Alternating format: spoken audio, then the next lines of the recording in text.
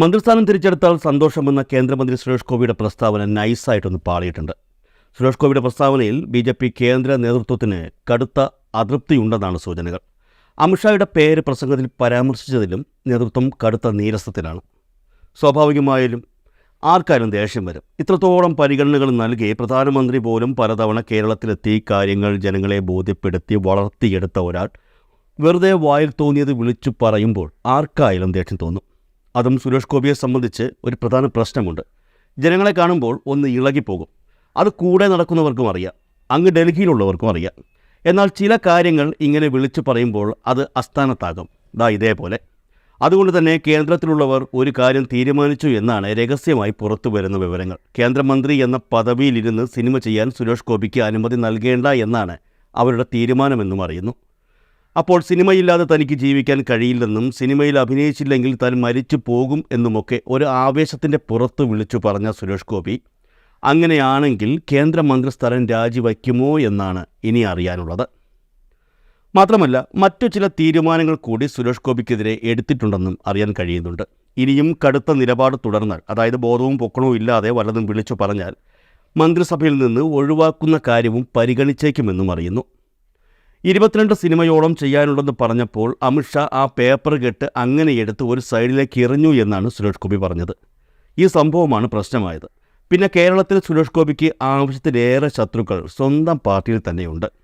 ആ ശത്രുക്കളുടെ ഇടയിൽ നിന്നും ചില മൂട്ടിക്കൊടുക്കലുകൾ അങ്ങ് കേന്ദ്രത്തിൽ പോയിട്ടുണ്ടെന്നും റിപ്പോർട്ടുകളുണ്ട്. മന്ത്രിമാരുടെ പെരുമാറ്റച്ചട്ടം അനുസരിച്ച് പണമുണ്ടാക്കുന്ന മറ്റ് ജോലികളിൽ മന്ത്രിമാർക്ക് ഏർപ്പെടാൻ അനുവാദമില്ല.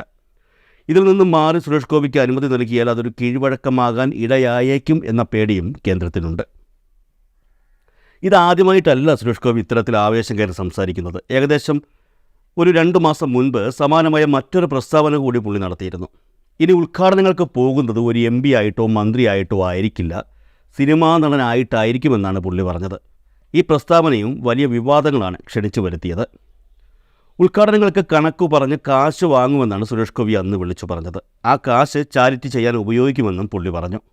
എന്നാൽ ഒരു പാർലമെൻറ്റ് മെമ്പർ എന്ന നിലയിൽ ഒരിക്കലും അതിന് സാധിക്കില്ലെന്ന വാദമാണ് ചില നിയമവിദഗ്ധർ അന്ന് ഉയർത്തിയത്. ഒരു MP ആഘോഷ പരിപാടികളിൽ പങ്കെടുത്ത് പണം വാങ്ങിയാൽ അത് ഓഫീസ് ഓഫ് പ്രോഫിറ്റ് ഗണത്തിൽ വരുമെന്നും ചിലർ ചൂണ്ടിക്കാട്ടിയിരുന്നു. ഇപ്പോൾ MP മാത്രമല്ലല്ലോ, പുള്ളിക്കാരൻ മന്ത്രിയും കൂടെയാണല്ലോ. ഉദ്ഘാടനത്തിന് പോയി കാശ് വാങ്ങുന്നുണ്ടെങ്കിൽ അത് ചാരിറ്റിക്കാണോ ചായ കുടിക്കാനാണോ എന്ന് ആർക്കും അറിയേണ്ട ആവശ്യമില്ല. ഉദ്ഘാടനത്തിന് പോയി കാശ് വാങ്ങുന്നോ എന്ന് മാത്രമേ നോക്കുകയുള്ളൂ. അങ്ങനെ വാങ്ങിയാൽ അത് ഓഫീസ് ഓഫ് പ്രോഫിറ്റ് ഗണത്തിൽ വരികയും ചെയ്യും, പണിയും പാടും. അന്ന് ഈ പ്രസ്താവന വിവാദമായതിനു ശേഷം പിന്നെ അതിനെപ്പറ്റി യാതൊന്നും ആരും സംസാരിച്ചില്ല. സുരേഷ് ഗോപി ഉദ്ഘാടനത്തിന് പോയി കാശ് വാങ്ങിയതായി ആരും പറഞ്ഞുമില്ല. പുള്ളി കാശ് വാങ്ങി ഉദ്ഘാടനത്തിനൊന്നും പോയില്ല എന്നാണ് അറിയാൻ കഴിഞ്ഞത്. ഒരു സിനിമാ നടൻ എന്ന നിലയിലാണ് സുരേഷ് ഗോപി ഉദ്ഘാടനത്തിന് പോകുമെന്ന് പറയുന്നത്. ഒരു സിനിമാ നടന് സാധാരണയായി നൽകുന്ന തുക, അതായത് തൻ്റെ സഹപ്രവർത്തകരായ സിനിമാ നടന്മാർക്ക് നൽകുന്ന തുക തനിക്കും നൽകണമെന്നാണ് സുരേഷ് ഗോപി അന്ന് പറഞ്ഞത്. രാഷ്ട്രീയത്തിലേക്ക് എത്തുന്നതിന് മുൻപ് കേരളത്തിലെ 3 സൂപ്പർ സ്റ്റാറുകളുടെ പട്ടികയിൽ ഒരാളായിരുന്നു സുരേഷ് ഗോപി. രാഷ്ട്രീയത്തിലേക്ക് വന്നതിന് ശേഷവും അതുമായി ബന്ധപ്പെട്ട രാഷ്ട്രീയ പ്രവർത്തനങ്ങളും മറ്റുമായി തിരക്കിലായതോടെ സിനിമ അഭിനയവും കുറഞ്ഞു. ഈ സാഹചര്യത്തിൽ മറ്റു ചില നടന്മാരും മലയാള സിനിമയുടെ മുൻനിരയിലേക്ക് എത്തുകയായിരുന്നു. എങ്കിലും ഇപ്പോഴും മലയാള സിനിമാ മേഖലയിൽ മമ്മൂട്ടിക്കും മോഹൻലാലിനും ഒപ്പം പറയുന്ന ഒരു പേര് തന്നെയാണ് സുരേഷ് ഗോപി. അതിലൊന്നും യാതൊരു സംശയവും ആർക്കുമില്ല. സിനിമയിൽ അഭിനയിച്ച് കിട്ടുന്ന തുകയുടെ ഒരു പങ്ക് ചാരിറ്റിക്ക് വേണ്ടി താൻ ചെലവാക്കുമെന്ന കാര്യം സുരേഷ് ഗോപി നേരത്തെ പറഞ്ഞിരുന്നു. ഒരു സിനിമയ്ക്ക് സുരേഷ് ഗോപി എത്രയാണ് പ്രതിഫലം വാങ്ങുന്നത് എന്ന ചോദ്യം അപ്പോഴും ഉയർന്നിരുന്നു.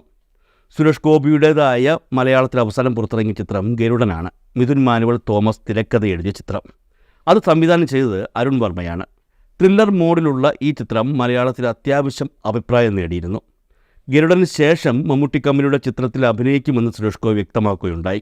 അതേസമയം ഒറ്റക്കൊമ്പൻ, ഒരു പെരിങ്കളിയാട്ടം എന്നിങ്ങനെയുള്ള 2-3 ചിത്രങ്ങളുടെ പണികൾ നടന്നുകൊണ്ടിരിക്കുകയാണ്. ഈ ചിത്രങ്ങളെല്ലാം ഗരുഡന് മുൻപ് എഗ്രിമെൻ്റ് ചെയ്ത ചിത്രങ്ങളായിരുന്നു. സിനിമാ അഭിനയം വിട്ടുകളയാൻ സാധിക്കില്ലെന്നും അതാണ് തൻ്റെ വരുമാന മാർഗമെന്നും കേന്ദ്രത്തിൽ മന്ത്രിസ്ഥാനം ലഭിച്ച ശേഷം സുരേഷ് ഗോപി മാധ്യമങ്ങളോട് വ്യക്തമാക്കുകയുണ്ടായി. തൃശ്ശൂരിൽ വിജയിച്ചതിന് പിന്നാലെ താൻ വീണ്ടും സിനിമാ അഭിനയത്തിൽ സജീവമാകാൻ പോവുകയാണെന്ന കാര്യവും സുരേഷ് ഗോപി പറഞ്ഞിരുന്നു. ഈ തുറന്നു പറച്ചിലിന് പിന്നാലെയാണ് സുരേഷ് ഗോപിക്ക് കേന്ദ്ര സഹമന്ത്രി സ്ഥാനം ലഭിച്ചത്. കേരളത്തിൽ നിന്ന് ആദ്യമായി ലോക്സഭയിൽ ഒരു BJP വിജയം നൽകിയ സുരേഷ് ഗോപിക്ക് ക്യാബിനറ്റ് റാങ്ക് പദവിയുള്ള മന്ത്രിസ്ഥാനമായിരുന്നു എല്ലാവരും പ്രതീക്ഷിച്ചിരുന്നത്. ഉറപ്പായും അതുതന്നെ ലഭിക്കുകയും ചെയ്യുമായിരുന്നു. എന്നാൽ സിനിമ അഭിനയത്തിലേക്ക് സജീവമാകാൻ പോകുന്നു എന്ന വെളിപ്പെടുത്തലാണ് സുരേഷ് ഗോപിയെ കേന്ദ്ര സഹമന്ത്രി സ്ഥാനത്തേക്ക് തള്ളിയിട്ടത്.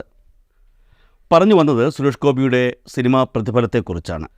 ഗരുഡൻ സിനിമ പുറത്തിറങ്ങിയതിന് പിന്നാലെയാണ് സുരേഷ് ഗോപി തൻ്റെ പ്രതിഫലത്തിൽ വർധനവ് വരുത്തിയത് എന്നാണ് വിവരം.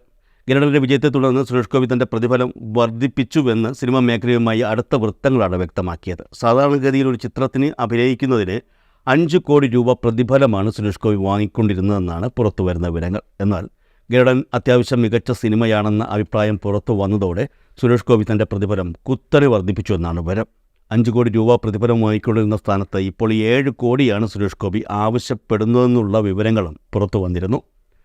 നിലവിൽ എഗ്രിമെൻ്റ് ഒപ്പുവച്ചിരിക്കുന്ന ചിത്രങ്ങൾ ഒഴിച്ച് ഇനി അഭിനയിക്കുന്ന ചിത്രങ്ങൾക്ക് പുതിയ പ്രതിഫല നിരക്കായിരിക്കുമെന്നാണ് അറിയാൻ കഴിഞ്ഞത്. അതേസമയം സുരേഷ് ഗോപി പ്രതിഫലം വർദ്ധിപ്പിച്ചതോടെ അദ്ദേഹത്തെ വച്ച് പ്ലാൻ ചെയ്യാനിരുന്ന പല പ്രോജക്റ്റുകളിലും താരങ്ങളെ മാറ്റി പരീക്ഷിക്കുകയാണ് നിർമ്മാതാക്കളെന്ന വിവരങ്ങളും പുറത്തു വരികയാണ്. 7 കോടി രൂപയോളം സുരേഷ് ഗോപിക്ക് പ്രതിഫലം നൽകേണ്ടി വരുമ്പോൾ ചിത്രത്തിന് മുതൽ മുടക്കി ഏകദേശം 15-20 കോടിയാകും. അത്രയും തുക നിലവിൽ സുരേഷ് ഗോപിയുടെ താരമൂല്യം വഴി തിരിച്ചു ലഭിക്കുക പ്രയാസമാണെന്നാണ് നിർമ്മാതാക്കളുടെ വാദം. എന്നാൽ പ്രതിഫല വർധനവിൽ തെറ്റില്ലെന്ന വാദമാണ് സുരേഷ് ഗോപിയുടെ അടുപ്പമുള്ളവർ ഉയർത്തുന്നത്. മലയാളത്തിലെ സൂപ്പർ താരങ്ങളായ മമ്മൂട്ടിയും മോഹൻലാലും വാങ്ങുന്നതിനേക്കാൾ വളരെ കുറവാണ് സുരേഷ് ഗോപിയുടെ പ്രതിഫലമെന്നും അതുകൊണ്ട് തന്നെ പ്രതിഫല വർധനവ് വിവാദമാക്കേണ്ട കാര്യമില്ലെന്നുമാണ് സുരേഷ് ഗോപിയുമായി ബന്ധപ്പെട്ടവർ ചൂണ്ടിക്കാട്ടുന്നത്. പക്ഷേ ഒരു കാര്യമെന്നാൽ പ്രശസ്ത സിനിമാ താരമാണ് സുരേഷ് ഗോപി എങ്കിലും അദ്ദേഹം മമ്മൂട്ടിയോ മോഹൻലാലോ അല്ല എന്നുള്ളതാണ്. അതേസമയം കേന്ദ്ര സഹമന്ത്രി എന്ന നിലയിലാണ് സുരേഷ് ഗോപി ഇപ്പോൾ പ്രവർത്തിക്കുന്നത്. സാധാരണയായി ലോക്സഭയിലെ ഓരോ അംഗത്തിനും ഓരോ മാസവും 1 ലക്ഷം രൂപയാണ് അടിസ്ഥാന ശമ്പളമായി ലഭിക്കുന്നത്. ഇതോടൊപ്പം തിരഞ്ഞെടുപ്പ് അലവൻസായി 70,000 രൂപയും ഓഫീസ് ചെലവിനായി 60,000 രൂപയും പ്രത്യേകം നൽകുന്നുണ്ട്. ഇതുകൂടാതെ പാർലമെൻറ്റ് സമ്മേളനം നടക്കുമ്പോൾ പ്രതിദിനം 2,000 രൂപ എംപിമാർക്ക് ബാറ്റയും ലഭിക്കും.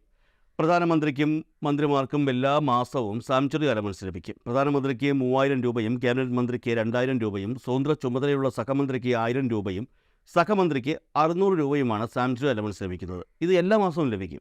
ഈ അലവൻസ് അവർക്ക് നൽകുന്നത് ആതിഥ്യ മര്യാദയ്ക്ക് വേണ്ടിയാണ്. അതായത് മന്ത്രിമാരെ സന്ദർശിക്കാൻ എത്തുന്നവർക്ക് മികച്ച രീതിയിൽ ആതിഥ്യം അരുളാൻ വേണ്ടിയാണ് ഈ അലവൻസ് ചിലവാക്കേണ്ടത്. ഏകദേശം 1 ലക്ഷം രൂപയാണ് ഒരു എംപിക്ക് ഒരു മാസം ലഭിക്കുന്നതെന്ന് പറഞ്ഞുവല്ലോ. അതേസമയം ശമ്പളം മാത്രമല്ല അവർക്ക് പ്രതിമാസം ലഭിക്കുന്നത്. ഒരു ലോക്സഭാ എംപിക്ക് ശമ്പളവും അലവൻസുകളും ഉൾപ്പെടെ എല്ലാ മാസവും ആകെ 2,30,000 രൂപയാണ് ലഭിക്കുന്നത്. സുരേഷ് ഗോപി സാധാരണ സഹമന്ത്രിയാണ്. ഒരു സാധാരണ സഹമന്ത്രിക്ക് പ്രതിമാസം ലഭിക്കുന്നത് ശമ്പളവും അലവൻസുകളും ഉൾപ്പെടെ 2,30,600 രൂപയാണ്. ഇവിടെ സുരേഷ് ഗോപി ശമ്പളം ചാരിറ്റി പ്രവർത്തനങ്ങൾക്ക് ഉപയോഗിക്കുമെന്നാണ് പറഞ്ഞിരിക്കുന്നത്. അതായത് ലഭിക്കുന്ന ശമ്പളം മാത്രമാണ് സുരേഷ് ഗോപി ചാരിറ്റി പ്രവർത്തനങ്ങൾക്ക് ഉപയോഗിക്കുന്നത്. ശമ്പളം കഴിഞ്ഞും അതല്ലാതെ ഏകദേശം 1.5 ലക്ഷത്തോളം രൂപ സുരേഷ് ഗോപിക്ക് അലവൻസായി ലഭിക്കുന്നുണ്ട്. പക്ഷേ സിനിമയിൽ അഭിനയിച്ച് സമ്പാദിക്കുന്ന തുകയുടെ 7 അയൽവക്കത്ത് പോലും ഈ തുക എത്തുന്നില്ല എന്നുള്ളതാണ് സത്യം. പദവിയാണോ പണമാണോ വേണ്ടത് എന്ന ചോദ്യത്തിന് ഉത്തരം കണ്ടെത്തുകയാണ് ആദ്യം സുരേഷ് ഗോപി ചെയ്യേണ്ടത്. പദവിയാണെങ്കിൽ മര്യാദയ്ക്ക് അടങ്ങിയൊതുങ്ങി സഹമന്ത്രിയായിരിക്കുക. പണമാണെങ്കിൽ മന്ത്രിസ്ഥാനം കളഞ്ഞ് സിനിമ അഭിനയത്തിന് പോവുക. ഏത് വേണമെന്ന് തീരുമാനിക്കേണ്ടത് അദ്ദേഹം തന്നെയാണ്.